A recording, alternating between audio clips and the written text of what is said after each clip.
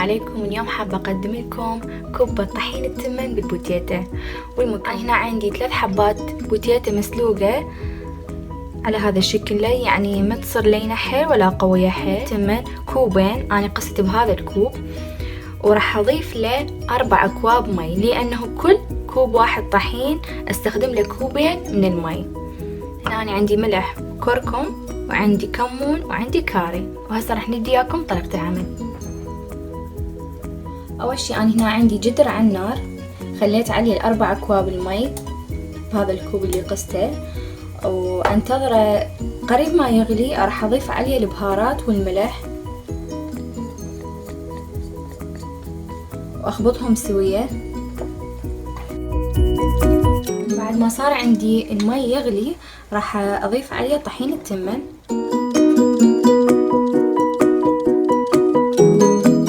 أنا من بعد ما قلبت السوية راح أتركه على جهة يبرد، وحتى أعجن البوتيتا ويا طحين التمن اللي طبخنا.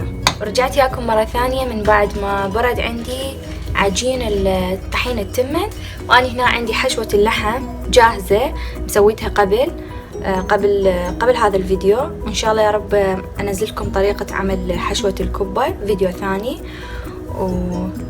وهنا أنا راح أهرس البطاطا.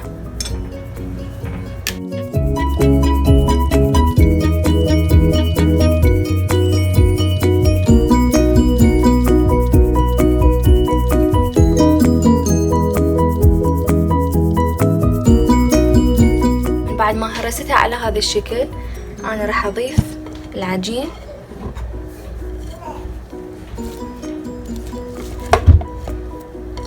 وأعجنهم سوية.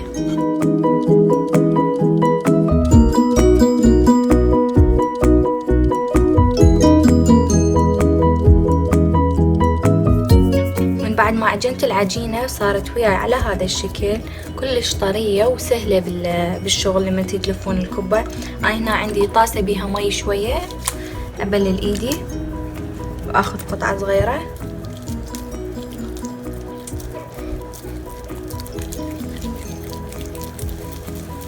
راح أبدأ أحشيهم.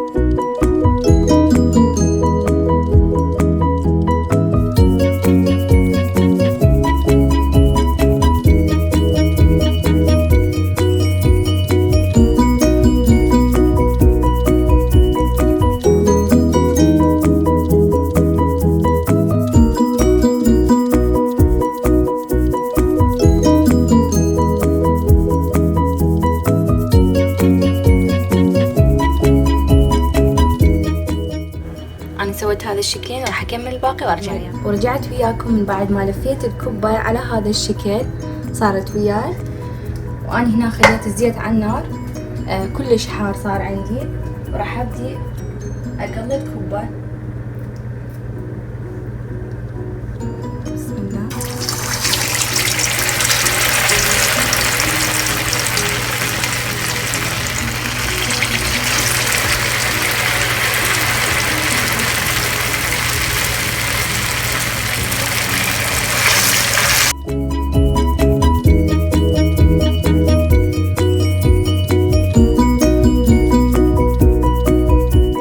رجعت وياكم مرة ثانية من بعد ما قليت الكبة، وهذه هي النتيجة، وإن شاء الله يا رب تجربوها وتعجبكم، وألف عافية.